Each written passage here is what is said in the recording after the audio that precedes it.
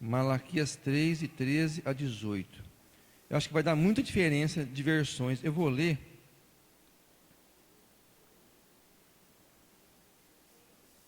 Malaquias 3, de 13 a 18.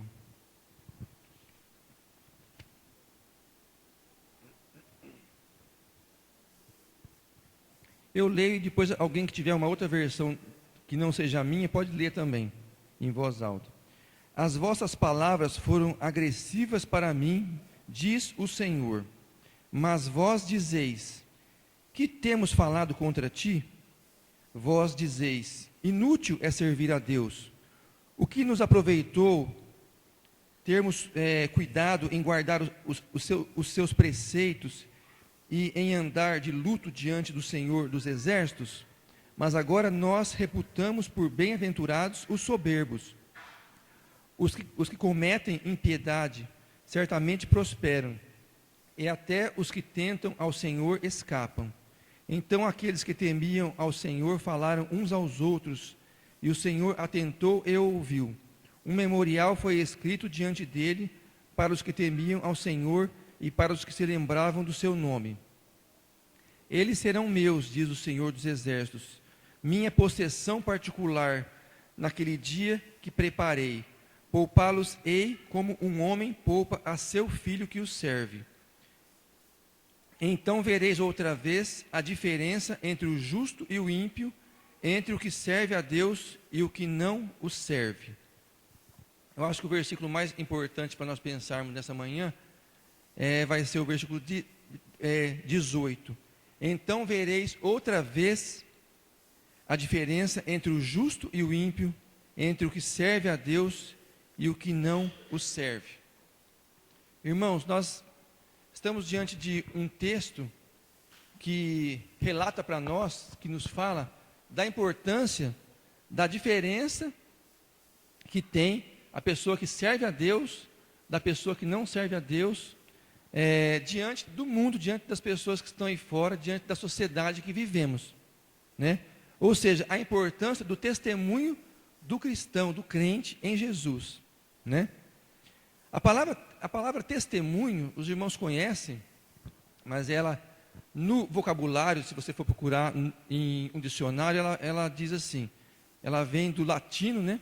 A palavra testemunho, e significa, entre outras coisas, prova, vestígio ou indício, né? Levantar uma prova, um vestígio ou um indício.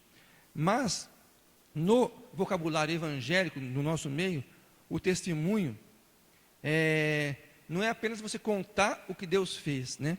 Mas também é você pregar Jesus, pregar a palavra de Deus, através do seu exemplo, da sua vida, de como nós vivemos no mundo, do meu exemplo, do seu exemplo, e que realmente nós somos imitadores de Cristo, né?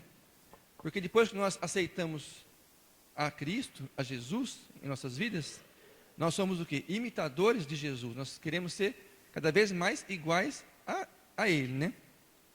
Andar como Ele andou, enxergar as pessoas como Ele enxergou, sempre com misericórdia, né? Aquele versículo que fala assim, que Jesus olhava as pessoas e Ele ficava triste, porque olhava elas como se fossem ovelhas que não têm pastor, né? Estão desnorteadas, desorientadas, né? Então nós devemos olhar as pessoas também dessa forma quando nós andamos pelas ruas, né, no mundo. O testemunho cristão, ele é baseado em quê? Em que nós baseamos o testemunho, o modo de viver que nós temos? É baseado na palavra de Deus, né? Segundo o que a palavra de Deus nos ensina, é o que nós queremos viver o nosso dia a dia, não é? Nos relacionarmos com as pessoas, na escola, no trabalho, no serviço, nós queremos viver o que a palavra de Deus nos ensina, né? Agora, essa vida de testemunho do crente, do cristão, ela é uma opção que nós temos? Ou será que é uma coisa assim, um dever nosso? É uma coisa que eu posso falar, eu posso viver assim se eu quiser, se eu não quiser, eu vou andar como eu andava antes. Será que a gente pode pensar assim? Acho que não.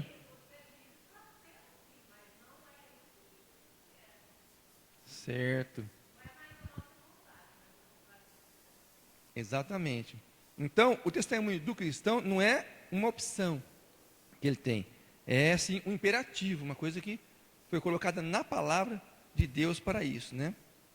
Quem tiver com as Bíblias aí, se quiser abrir 2 Reis 4:9, né?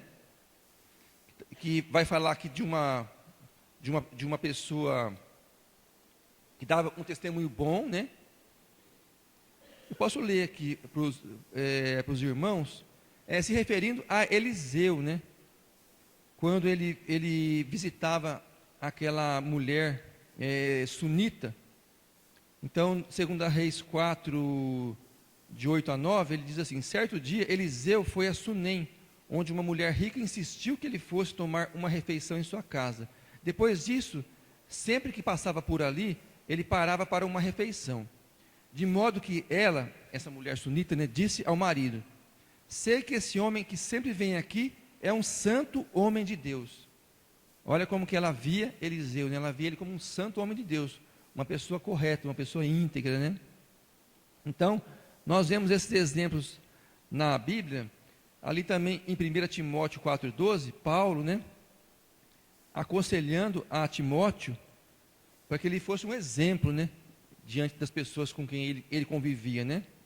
Ninguém o despreze pelo fato de você ser jovem, mas seja um exemplo para os fiéis na palavra e no procedimento, no amor, na fé e na pureza. Então, Paulo estava ordenando para ele, falava: você vai ser um exemplo.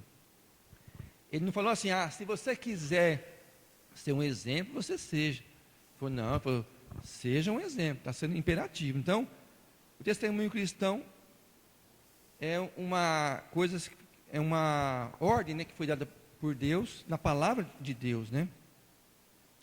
E Paulo também ali em 1 Coríntios 10:32, ele diz assim: portai-vos de modo que não deis escândalo, nem aos judeus, nem aos gregos, nem à igreja de Deus.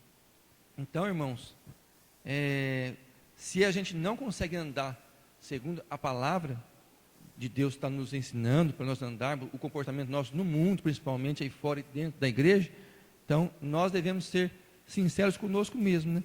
Pedir a Deus: eu preciso mudar, eu preciso, né, ser realmente conforme a palavra está me ensinando, né? Aí Jesus, para falar desse tema testemunho, né, do crente, ele usou dois elementos, né, duas substâncias uma substância, né, e um elemento bem comum para nós, né? Uma é o sal, todo mundo conhece, sal para salgar os alimentos, para conservar os alimentos, e o outro elemento é a luz. Todos nós também conhecemos a luz, né? Só que teve uma sequência lógica, né? Primeiramente, Jesus falou do sal, para depois falar da luz, né? Por que será que ele falou primeiro do sal?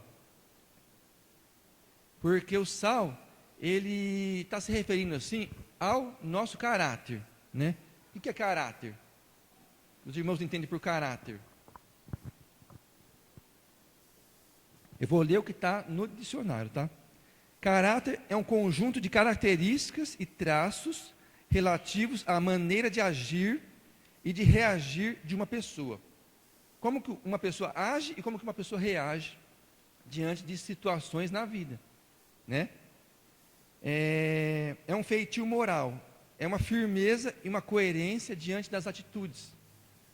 Quer dizer, como que você vai agir diante de uma certa situação, o que você vai falar, como que você vai reagir, isso aí é o seu caráter que vai conduzir isso. E como que você adquire esse caráter, né? Segundo os estudiosos, o nosso caráter é formado de quando a criança nasce até mais ou menos em torno de 7 anos de idade. Como que ela forma esse caráter? Através do que ela está vendo dentro da casa, do que ela está sentindo na escola, através do testemunho mesmo dos pais e da família que está em volta dela. Então, é muito importante esse período de 0, quando a criança nasce, até 6, 7 anos, porque ela vai aprender, e o que ela vai aprender nessa fase vai formar o caráter dela. E esse caráter ela vai levar para o resto da sua vida. Então, os psicólogos aí, né, psiquiatras que estudam esse assunto, eles falam, por isso que é importantíssimo nessa fase, principalmente, né, atenção, carinho dos pais, né, cuidado.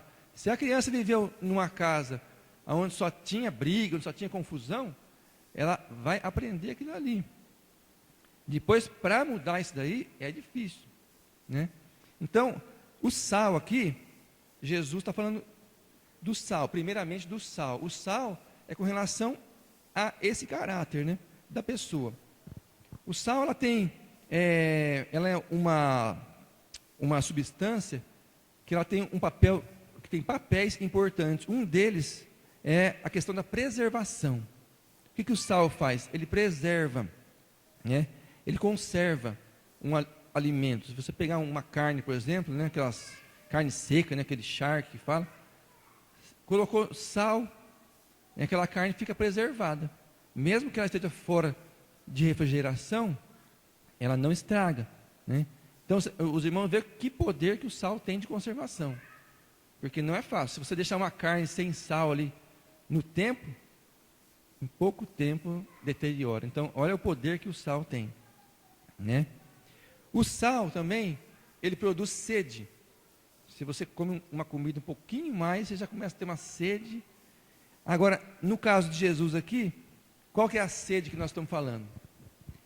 A sede espiritual, é a sede de nós levarmos as pessoas a ter sede de Jesus, de conhecer Jesus. Então, por isso que o sal aqui está relacionado ao testemunho que nós damos.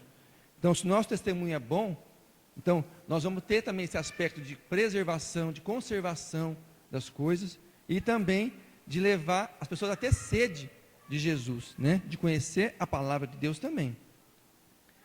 O sal, antes de você colocar ele no alimento, você vê ele, que você pega na mão, você vê ele branquinho.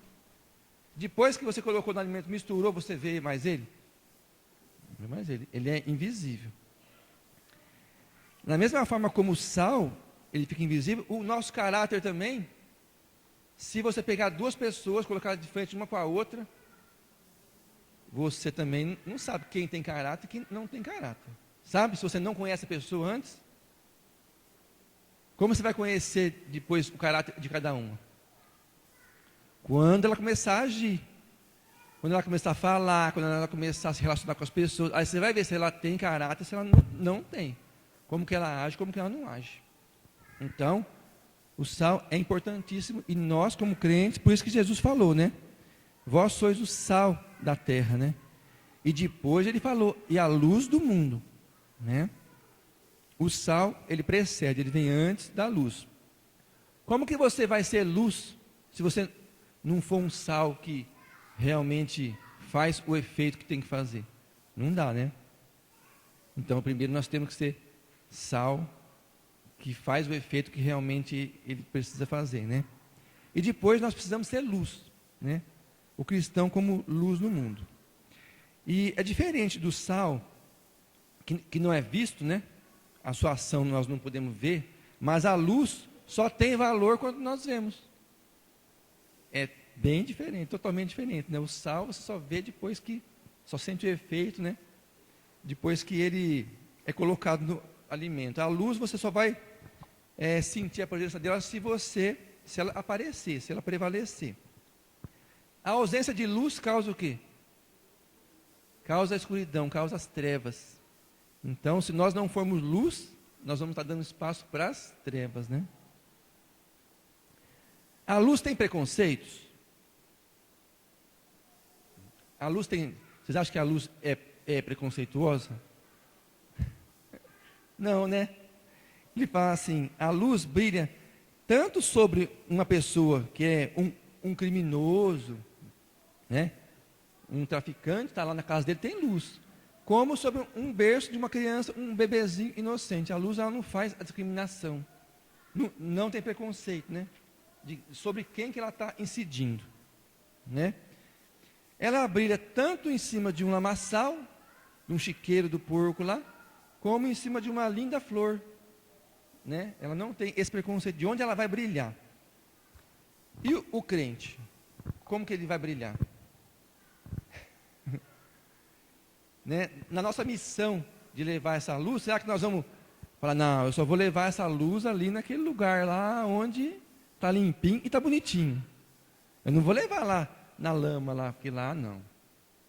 Será que nós fazemos isso? Só brilhamos aonde está bonitinho, onde está limpinho? Então, não é assim que deve ser, que a luz ela não tem esse tipo de discriminação, né?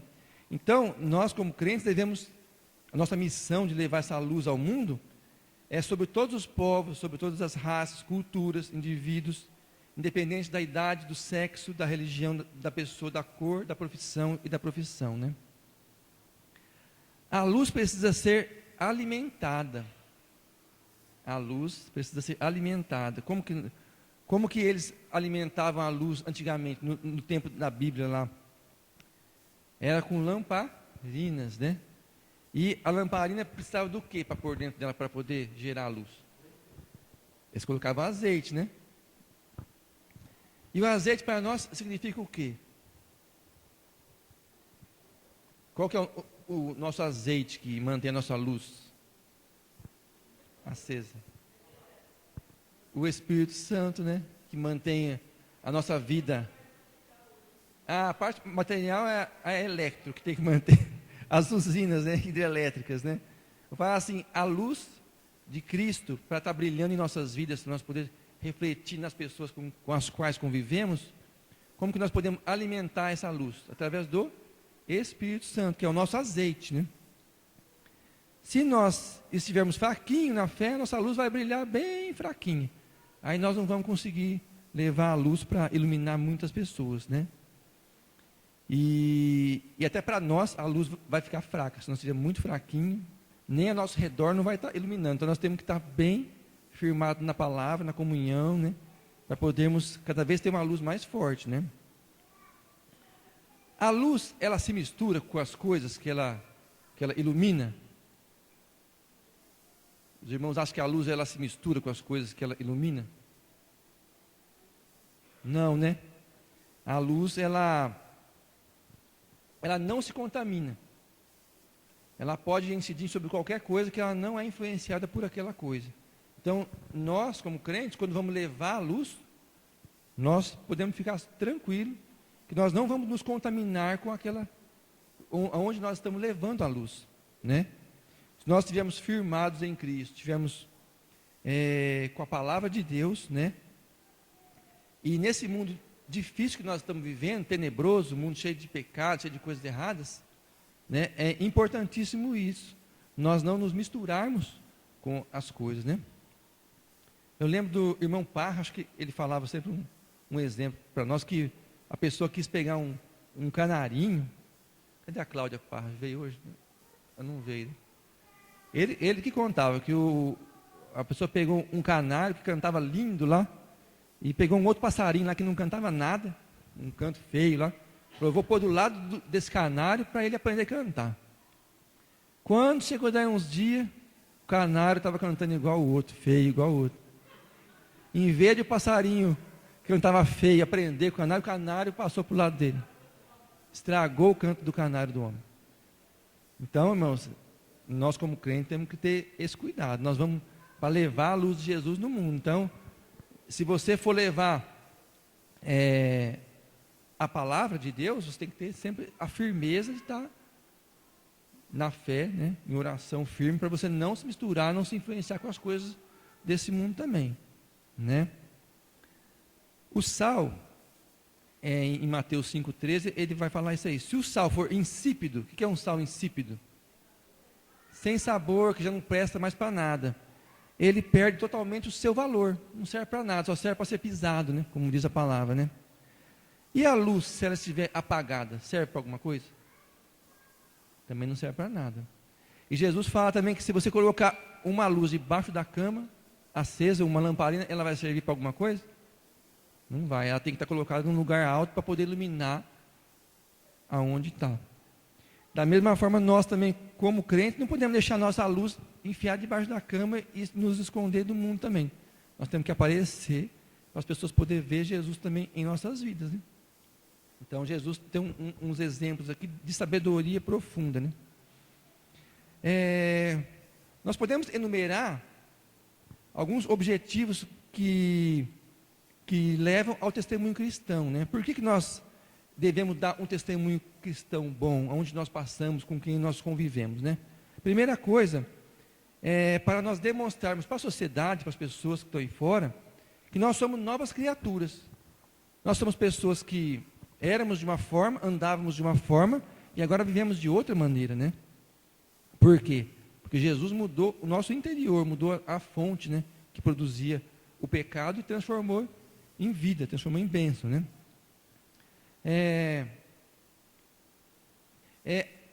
O testemunho cristão é a forma como nós levamos, como nós demonstramos para a sociedade, né, que nós somos novas criaturas. Isso está em Romanos 8:1. Se alguém quiser ler também, eu posso ler aqui, que eu já deixei o versículo já marcado.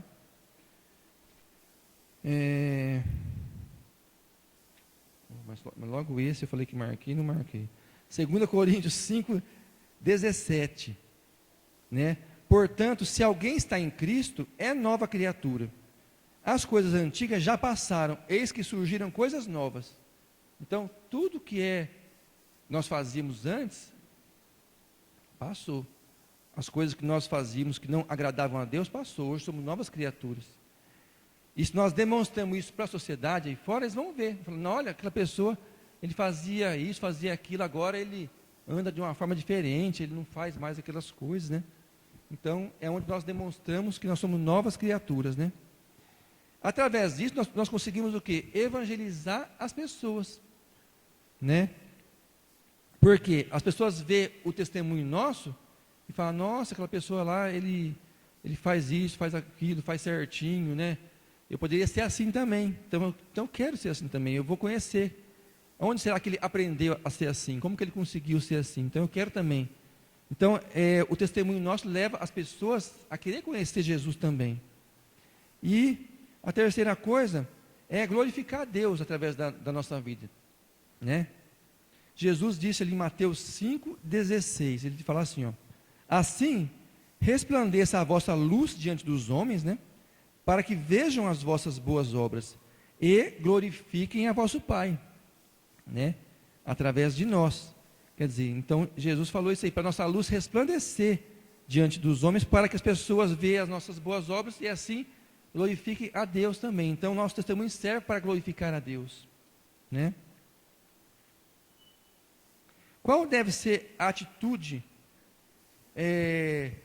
do cristão com relação ao mundo, né?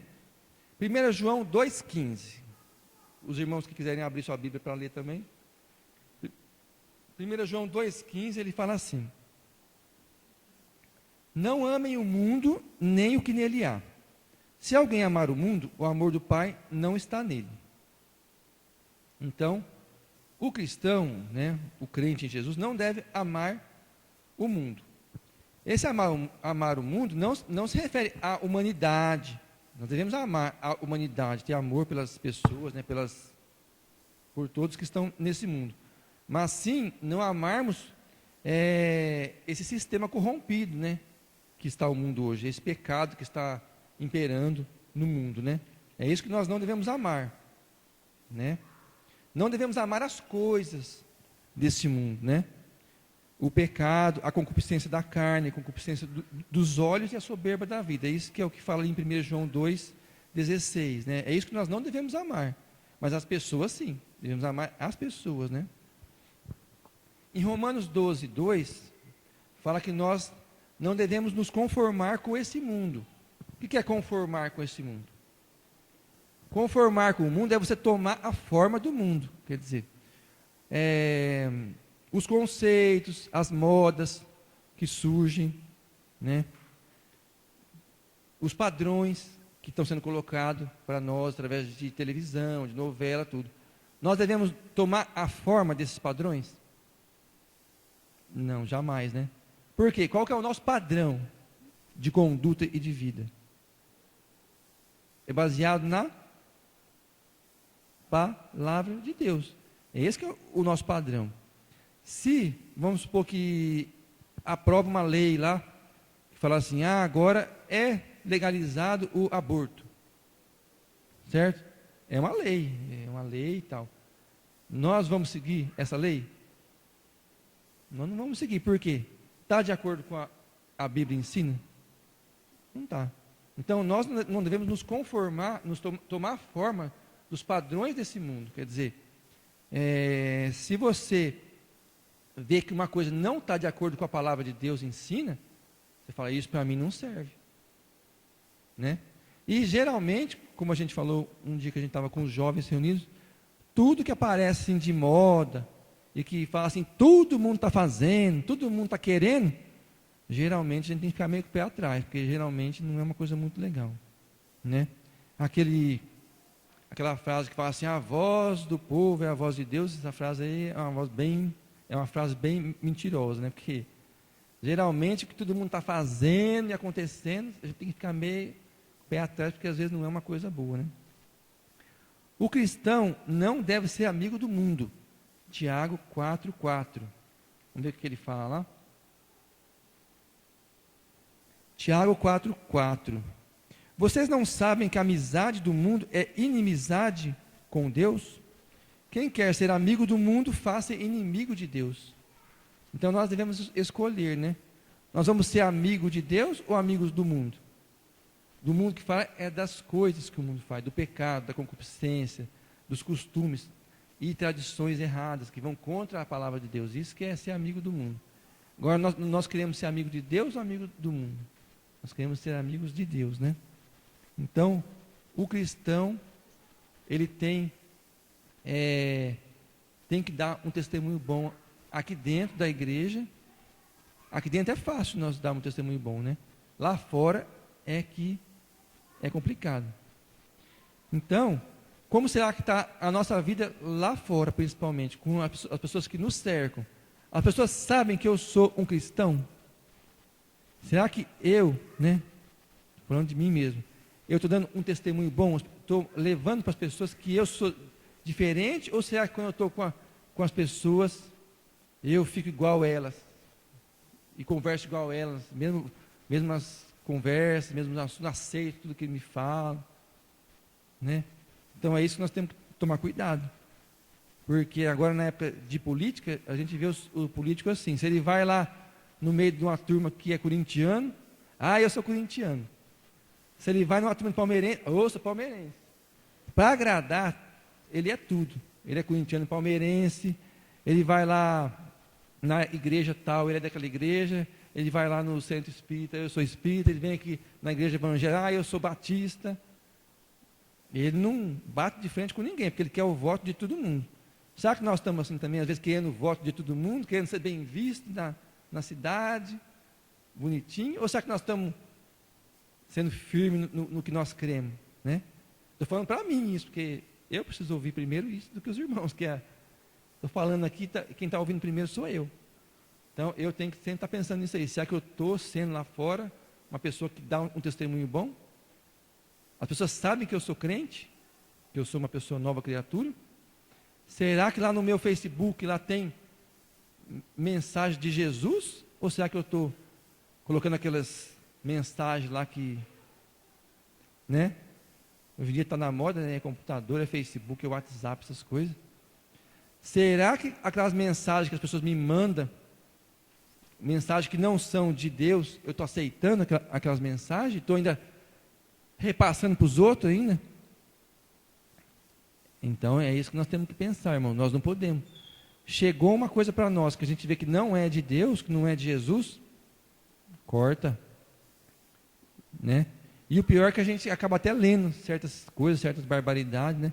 E o certo mesmo era a gente nem ter essas coisas, eu acho, porque as pessoas, a gente tem aí pessoas do mundo, pessoas que não são crentes, que mandam mensagens para nós. Só de você abrir uma mensagem daquela que não é de Deus, que fala coisas terríveis às vezes, e ler, você já está se contaminando com as coisas desse mundo.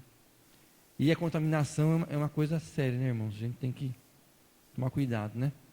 Então, nessa manhã nós tivemos uma palavra que Jesus falando para nós, né? um alerta para nós, né? E fica esse versículo de Mateus 5,16, né? Assim resplandeça a vossa luz diante dos homens, para que vejam as vossas boas obras e glorifiquem a vosso Pai que está nos céus. Então é o que Jesus quer que nós façamos, né? E que todos nós possamos estar firmados nessa palavra e dando um testemunho bom onde quer que andarmos. Se eu não dava um testemunho bom, agora eu vou procurar andar corretamente, né? E é assim que nós possamos crescer cada dia mais no conhecimento da palavra de Deus, né, irmãos? Vamos orar e após a oração, hoje é classe só, né? Os alunos que é da classe do pastor vão ficar aqui, classe única, tá? Os outros podem ir para suas classes. Vamos orar, irmãos? Senhor nosso Deus, nosso Pai, somos gratos a Ti, ó Deus, Te louvamos por esta manhã, por estarmos reunidos aqui como igreja Tua, e agradecemos pela vida de todos os irmãos que estão aqui.